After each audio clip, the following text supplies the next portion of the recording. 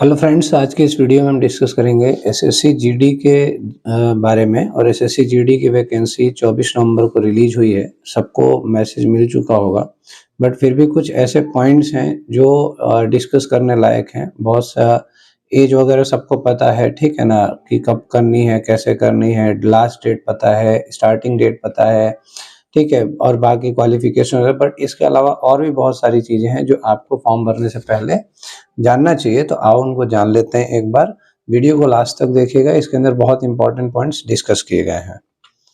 जैसे सबसे पहले अगर हम बात करते हैं तो ये एसएससी जीडी की वैकेंसी है जो कि कांस्टेबल के पोस्ट के लिए होती है, और ये सीएपीएफ यानी सेंट्रल आर्म्ड पुलिस फोर्स कहलाता है। उसके अंदर इस पद को के लिए नियुक्ति की जाती है, ठीक है। जैसे एग्जाम का नाम हम जानते हैं कि जीडी है, general duty constable exam, commonly known as SSC GD, सबको पता है। एग्जाम कंडक्टिंग अथॉरिटी जो है एसएससी है, स्टाफ सिलेक्शन कमीशन, ठीक है। सबसे इम्पोर्टेंट बात यह है कि बीएसएफ है, नेशनल इन्वेस्टिगेशन है, सशस्त्र सीमा बल है, सेंट्रल इंडस्ट्रियल सिक्योरिटी फोर्स है, सेंट्रल रिजर्व पुलिस फोर्स है, इंडो तिब्बत बॉर्डर है, ठीक है, सेक्रेटरिएट सिक्योरिटी है, राइफलमैन है ना, असम राइफल्स के अंदर है। तो ये जो सीएपीएफ के द्वारा जो वैकेंसी होती है, आप इसमें अगर हायर एग्जाम्स की अगर बात करते होंगे तो आप देखते होंगे कि सीपीओ का भी एक एग्जाम होता है, जिसके अंदर आप अगर सीपीओ के थ्रू जाते हैं तो सब इंस्पेक्टर के पद पर जाते हैं। और यूपीएससी भी इस डिपार्टमेंट्स के लिए एग्जाम कराता है, जो कि असिस्टेंट कमांडेंट्स के लिए होता है, ठीक है। तो ये वही विभाग, ठीक है, सीएपीएफ। और उसी के अंदर आपको 10th पास होने के बाद आपको कांस्टेबल बनने का मौका देती है ये एसएससी जीडी का एग्जाम। आइए देखते हैं इसमें कुछ और इम्पोर्टेंट बातें। जैसे हम जानते हैं कि date for submission of online application form वो 24/11/2023 को ओपन हुआ है और 31/12/2023 तक ये चलेगा, यानी दिसंबर अंतिम डे तक आपको ये अप्लाई कर देना है। Last date and time for receipt of online application वो आपको पता चल गया, 31 तारीख की रात 23 बजे तक आपको, यानी कि 11 बजे तक फॉर्म फिलअप कर देना है। आप फॉर्म को पहले फिलअप कर दें, बाद में क्या होता है, सर्वर पर लोड हो जाता है, जिसकी वजह से फॉर्म भरने में दिक्कत होती है। Last date and time for making online fee payment 1/1/2024, ठीक है ना, मतलब 1 जनवरी 2024 को रात को 23 बजे यानी कि 11 बजे तक आप इसकी फीस जमा कर सकते हैं। Dates of window for application form correction and online payment of correction charges, ठीक है ना। तो अगर मान लीजिए आपके फॉर्म में कोई गलती हो गई आपको भरते समय, तो उसके लिए भी आपको एक विंडो खुलेगी जो कि 4/1 से 6/1 तक रहेगी। जनवरी में 4 तारीख से 6 तारीख तक ये विंडो खुलेगी, आप अपने फॉर्म के अंदर करेक्शन कर सकते हैं। Scheduled of computer based examination जो है वो फरवरी और मार्च के मंथ में है। मोस्ट प्रोबेबली कहा जा रहा है कि 20 फरवरी से चालू हो जाएगा। अब आइए जान लेते हैं थोड़ी वैकेंसीज के बारे में। वैकेंसी क्योंकि आप भरेंगे उसी हिसाब से भरेंगे, ठीक है ना। आगे जा करके आपको ऑप्शंस भी सेलेक्ट करना पड़ता है कि आप कौन से डिपार्टमेंट में जाना चाहते हैं। तो सबसे पहले आप देखिए फोर्सेज की लिस्ट यहाँ पर दी गई है, जैसे बीएसएफ है, सीआईएसएफ है, सीआरपीएफ है, एसएसबी है, आईटीबीपी है, असम राइफल्स है, एसएसएफ है, ठीक है। तो इसमें सारी कैटेगरीज के लिए नंबर ऑफ वैकेंसीज दी गई है। जैसे एससी के लिए दी गई ये वैकेंसीज की लिस्ट है, आप यहाँ थोड़ा देख सकते हैं। एसटी के लिए ये संख्याएं हैं हर फोर्स के अंदर, ओबीसी के लिए ये संख्याएं दी गई हैं, ईडब्ल्यूएस के लिए ये संख्याएं दी गई हैं, और अनरिजर्व की संख्याएं यहाँ पर हैं, ठीक है। अब टोटल जो वैकेंसीज हैं वो यहाँ पर मेल कैंडिडेट के लिए सबकी ऐड करके दे दी गई हैं। और ये ओवरऑल अगर हम मेल कैंडिडेट की बात करते हैं तो 23,347 कांस्टेबल्स की भर्ती होने वाली है मेल कैंडिडेट में, including all the categories. Females में आते हैं तो फीमेल्स के लिए एससी की इतनी यहाँ लिस्ट दी गई है हर डिपार्टमेंट में, एसटी के लिए यहाँ पर दिया गया है, ओबीसी के लिए है, ईडब्ल्यूएस के लिए संख्याएं हैं, यूआर के लिए यानी अनरिजर्व के लिए। और टोटल में अगर देखें तो 2,799 वैकेंसी फीमेल के लिए हैं। ओवरऑल अगर सबको ऐड कर दें तो 26,146 वैकेंसीज हैं। पहले आने वाली वैकेंसीज के मुकाबले कम तो जरूर है, बट फिर भी इसके अंदर आप जा सकते हैं। फ्रेशर स्टूडेंट्स के लिए थोड़ा सा दिक्कत होता है क्योंकि वो सिलेबस से अवेयर नहीं होता है। मैं अभी आपको सिलेबस के बारे में डिस्कस करूंगा आगे चल के। आपको ध्यान देना होगा, वहां पर सबसे ज्यादा इंपॉर्टेंट पॉइंट है कि किसको इसकी तैयारी करनी चाहिए, कौन 2-3 महीने में इसको निकाल पाएगा, कौन नहीं निकाल पाएगा। ठीक है, तो उस पर हम फर्दर डिस्कस करेंगे। वीडियो को लास्ट तक देखिएगा, स्किप करने की जरूरत नहीं है।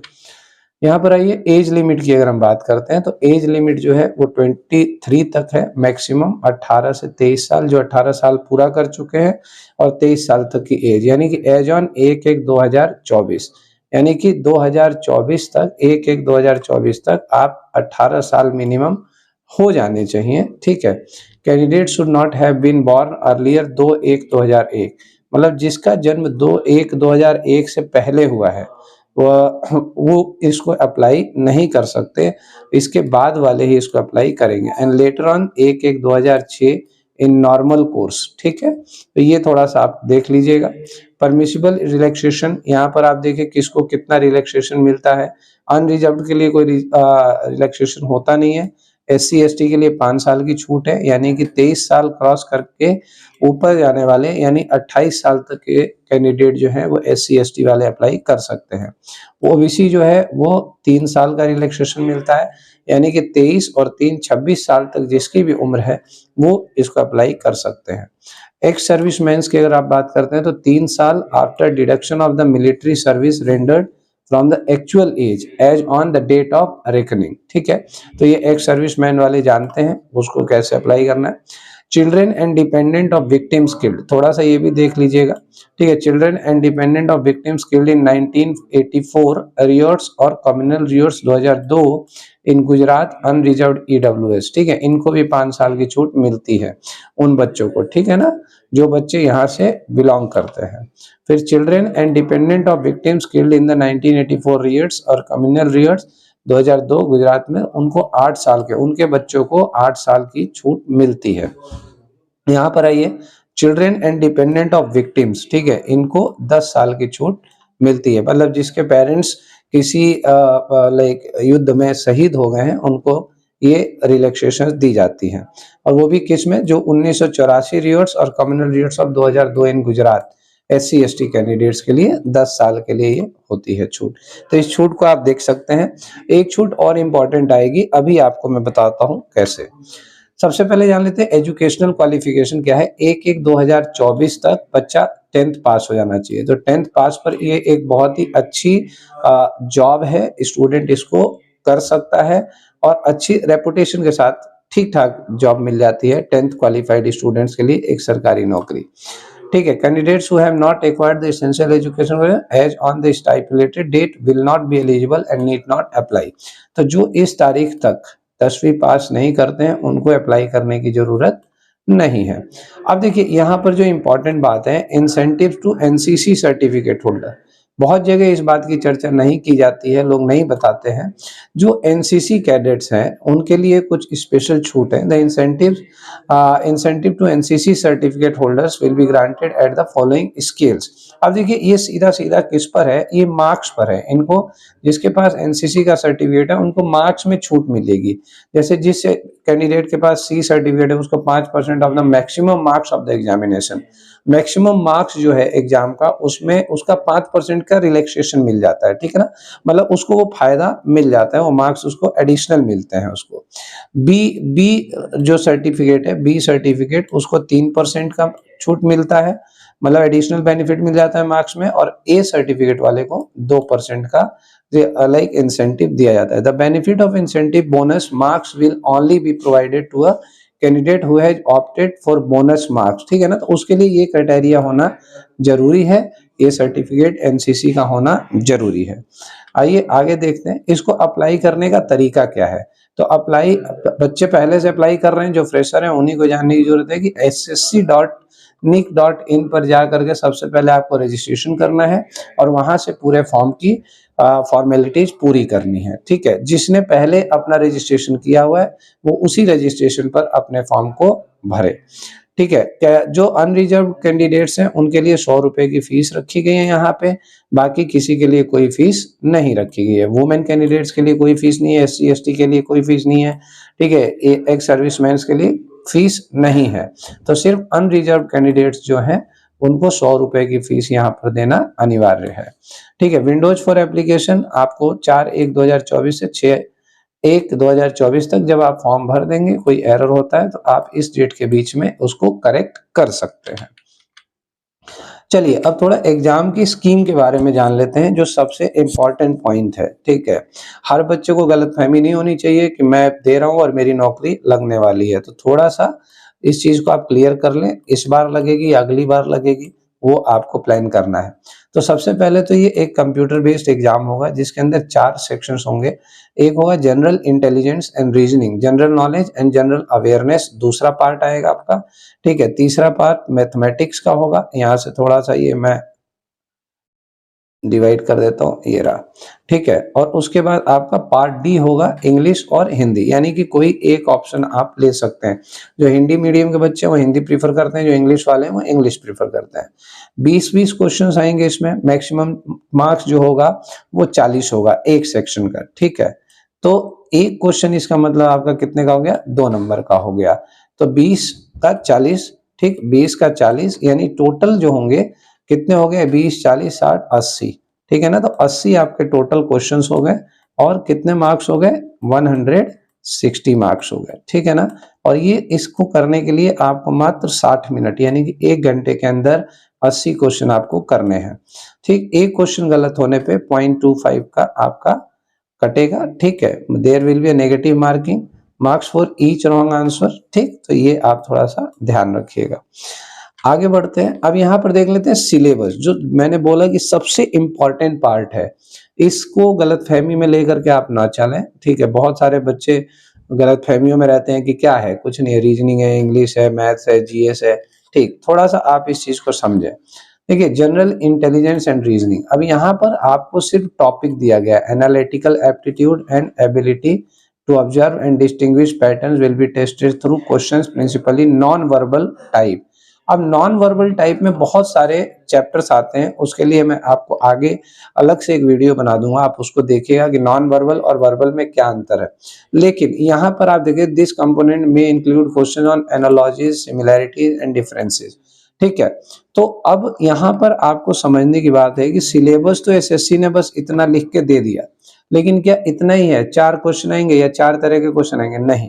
अगर आप कोई एक चैप्टर भी पकड़ लेते हैं ना, अगर एनालॉजी का ही चैप्टर पकड़ लेते हैं, तो एनालॉजी में बहुत टाइप्स के क्वेश्चंस बनते हैं, और उन टाइप्स का जो मेथड होता है ना, वो 3-4 तरह के मेथड होते हैं। जैसे अगर हम बात करते हैं बेसिक क्वेश्चन की, एक का बात करते हैं मॉडरेट की, एक बात करते हैं एडवांस की। जैसा कि ये 10th बेस वैकेंसी जरूर है, लेकिन इसके अंदर जो एप्लीकेंट्स होते हैं वो 12th वाले भी होते हैं और ग्रेजुएट्स भी होते हैं।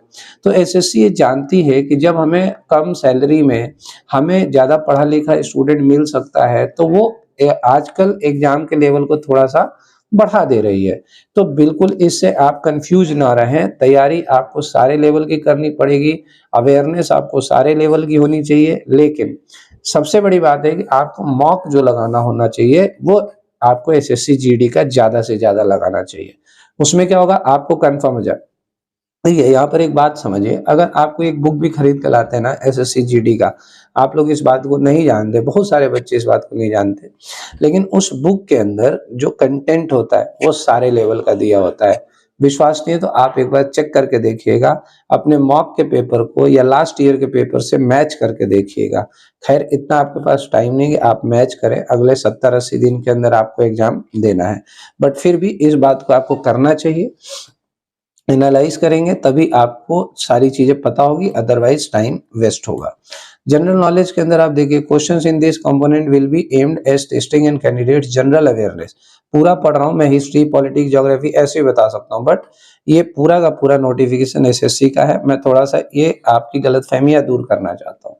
तो this component will be aimed at testing the candidate general awareness of the environment around him. ठीक है ना, पहली बात तो ये कि आपके इर्द गिर्द जो होता है उससे संबंधित क्वेश्चंस बनते हैं। ठीक है, अब इर्द गिर्द तो बहुत कुछ होता है, आप कितना पढ़ेंगे, ठीक है, 2 महीने में कितनी चीजें जान पाएंगे, तो सबसे पहले यहाँ पर आपको समझना बहुत जरूरी है। Question will also be design to test knowledge of current events. ठीक है ना, यहाँ पे करंट अफेयर्स कह दिया, किस सेक्शन से कहा है ये नहीं बताया है, ठीक है ना, लेकिन आपको सारे सेक्शंस कवर करने पड़ेंगे। And of such matters of everyday observations and experience in their scientific aspect and may be expected of any educated person। ठीक है ना, the test will also include question relating to India, ठीक है ना। अब India बहुत बड़ा है भाई, पूरे इंडिया में क्या क्या हो रहा है, क्या क्या हुआ है, ये एक बहुत बड़ा पॉइंट है, ठीक है। तो ये भी आपको पूरा ही पढ़ना है, गलतफहमी ना पाले। And it's neighbouring countries specially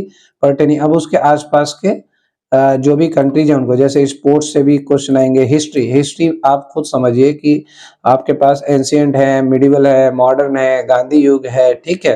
तो ये सारे इसके अंदर जो जो घटनाएं हुई है, क्वेश्चन तो 40 हैं, क्वेश्चन तो 40 है, लेकिन वो 40 क्वेश्चन किस सेक्शन से, पर्टिकुलर किस सेक्शन से आ रहे हैं ये नहीं पता है। तो इसका मतलब आपको सब पढ़ना है, ठीक है ना। और सब पढ़ने के लिए आपको समय देना पड़ेगा। अब देखिए हिस्ट्री हो गया, कल्चर हो गया, ज्योग्राफी हो गया, ज्योग्राफी में इंडियन ज्योग्राफी है, वर्ल्ड ज्योग्राफी है, ठीक है। वो बहुत तमाम सारी चीजें पूरी, मतलब आप समझो कि 6 से 12 तक के सिलेबस को आपको पढ़ना ही पड़ेगा, चाहे वो 10th बेस एग्जाम हो, चाहे वो 12th बेस एग्जाम हो, चाहे वो ग्रेजुएशन बेस एग्जाम हो। तो मेरे कहने का मतलब है कि बस आई और आप चल दिए, ऐसा कोई कंसेप्ट नहीं है। इसके अंदर फिर वही बच्चे ज्यादा से ज्यादा निकलते हैं जो पिछले 6 महीने, साल भर, 2 साल से, मैं बार-बार यही बात कहता हूँ, जो पिछले 6 महीने, साल भर, 2 साल से रेगुलर तैयारी कर रहे हैं, ठीक है। और उनमें भी बहुत सारे बच्चे इसको पास नहीं कर पाते, चाहे एग्जाम 10th का और 12th का या ग्रेजुएशन का। सच्चाई यही है, माने या ना माने। कुछ लोग गलती करके सीखते हैं, कुछ लोग दूसरों से सीखते हैं, वो आपकी मर्जी है। तो पहले फोकस, अगर आप फ्रेशर हैं, मैं बार-बार कह रहा हूँ, अगर आप फ्रेशर हैं तो आप पहले पढ़ाई करें, पहले सिलेबस को समझें, उसकी तैयारी करें और फिर उसकी तरफ आप बढ़ें, ठीक ना? ये ज़्यादा ज़रूरी है। इकोनॉमिक साइंस जो है वो भी है, इकोनॉमिक्स से भी, सॉरी ये रहा इकोनॉमिक्स का क्वेश्चन है। जनरल पॉलिटी, पॉलिटी बहुत, अब जनरल तो कह के वो निकल गया, जनरल पॉलिटी में क्या ये नहीं बताया है, ठीक है। इंडियन कॉन्स्टिट्यूशन है पूरा का पूरा, एंड साइंटिफिक रिसर्च है, मतलब तमाम चीजें पूरा भर रखा है इसने, ठीक। सबको पढ़ना पड़ेगा और ऐसा कोई जादू नहीं है कि भाई आप 100, 200, 500, 1000 क्वेश्चन कर लें और उसमें से क्वेश्चन फंस जाए। 2-4 फंसना लाजमी है, कोई भी पढ़ाएगा, लेकिन पहले आपको सिलेबस जानना बहुत जरूरी है, सिलेबस को पढ़ना जरूरी है, उसके अंदर सारे कंटेंट्स पढ़ने जरूरी है। अब मैथमेटिक्स की तरफ आ जाते हैं। This paper will include questions on the problem relating to number system. हर चैप्टर में तमाम तरह के computation of the whole number, ठीक है, decimals and fractions and relationship between numbers, ठीक है। फंडामेंटल अरिथमेटिक, फंडामेंटल अरिथमेटिक में क्या ये नहीं पता, ऑपरेशन, जैसे परसेंटेज, परसेंटेज में बहुत टाइप के क्वेश्चंस हैं। Ratio, proportion, averages, interest, interest में simple interest, compound interest, profit, discount, mensuration, सब भर दिया है इसने। मतलब जो एक ग्रेजुएशन के एग्जाम में सिलेबस होता है वो पूरा का पूरा सिलेबस आपको एसएससी जीडी के अंदर भी मिल रहा है और यही 12th के अंदर भी मिलता है, ठीक है। तो ये आपको ध्यान रखना है कि आपकी तैयारी किस हिसाब से करनी है, बिल्कुल प्लान करके करनी है, हड़बड़ी में नहीं करनी। English, Hindi, candidates ability to understand basic English, Hindi और basic comprehensive would be tested. तो ये पूरा एक पैटर्न होता है, एरर छांटने का, इंप्रूवमेंट का, फिलअप्स का, है ना, पैराग्राफ का, फिर से आपकी वोकेबलरी के भी क्वेश्चन इसके अंदर होते हैं। 40 क्वेश्चन, 40 मार्क्स से क्वेश्चन करने हैं, 20 क्वेश्चन करने हैं, तो तमाम क्वेश्चन आएंगे, ठीक है। आइए यहाँ पर फिजिकल एफिशिएंसी टेस्ट के बारे में जानते हैं। Candidates have to clear race within the following limit, ठीक है। जैसे 5 किलोमीटर की दौड़ है 24 मिनट में मेल कैंडिडेट के लिए, 1.6 किलोमीटर की 8.5 मिनट में फीमेल के लिए, ठीक है, और 1.6 किलोमीटर इन 7 मिनट, ठीक, और 800 मीटर्स 500। अब ये किसके लिए, फॉर लद्दाख रीजन वालों के लिए ये है, जनरल वाले ना समझें, ठीक है। और ये बाकी लोगों के लिए, for candidates other than the Ladakh, मतलब बाकी जितने भी कैंडिडेट्स हैं, चाहे वो SC ST हो, OBC हो, जनरल हो, EW किसी भी कैटेगरी में आते हो, मेल कैंडिडेट के लिए ये है और फीमेल के लिए ये दिया गया है। देखिए सबसे पहले आपकी अगर हाइट 170 सेंटीमीटर है तो आप जरूर अप्लाई करें, फीमेल के लिए 157 सेंटीमीटर है। कुछ कैटेगरीज में रिलैक्सेशन है जो कि आप नोटिफिकेशन पूरा खोलेंगे तो नेक्स्ट ईयर 12.5.1.3 में आपको मिल जाएगा। चेस्ट जो है वो मेल का एक्सपेंडेशन है जो 80 सेंटीमीटर तक है, मिनिमम एक्सपेंडेशन 5 सेंटीमीटर होना चाहिए। आगे बढ़ते हैं, मोड ऑफ सिलेक्शन क्या है भाई, ये आप देख लीजिए। द रिक्रूटमेंट, यहाँ पर अगर आप मोड ऑफ सिलेक्शन देखें तो रिक्रूट पहले तो आपको पता है कि रिटन होगा, फिर फिजिकल होगा, फिर मेडिकल होगा, but the recruitment process will consist of computer based CBE, physical standard test, ठीक है, फिजिकल एफिशिएंसी टेस्ट और medical examination and document verification. ये प्रोसीजर है पूरा एग्जाम का। Candidate scoring following cut off, ठीक है ना, आप यहाँ पर without adding bonus mark to NCC, ठीक है, एनसीसी वालों को छोड़ करके दिया गया, will be considered eligible for short listing to the next stage. जैसे अनरिजर्व को 30% स्कोर करना, ओबीसी ईडब्ल्यूएस वालों को 25% और ऑल अदर कैटेगरीज को 20%। तो ये इतना स्कोर करने पे नेक्स्ट स्टेप में बच्चा जा सकता है। एनसीसी वालों को 5% का और इसके अंदर मार्क्स ऐड करके छूट मिल सकता है।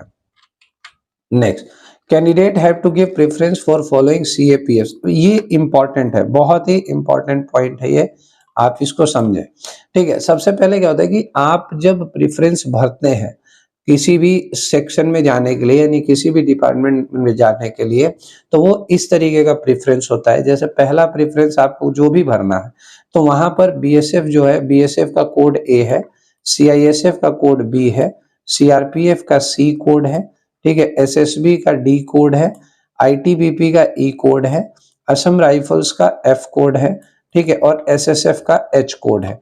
तो आपको अगर मान लो पहले नंबर पे, देखिए सबसे पहले लोग क्या प्रीफर करते हैं, सबसे पहले जो होता है वो सीआईएसएफ की प्रेफरेंस होती है ना, ज्यादातर बच्चों की, कहीं भी आप जाएंगे तो सीआईएसएफ की प्रेफरेंस फर्स्ट पे होती है। सेकंड प्रेफरेंस जो आती है मोस्टली बच्चों का एसएसएफ भी होता है, ठीक है ना, एसएसएफ या सीआरपीएफ आप रख सकते हैं, एसएसएफ या फिर सीआरपीएफ, ठीक है। तो इस तरीके से प्रेफरेंस आप भर सकते हैं।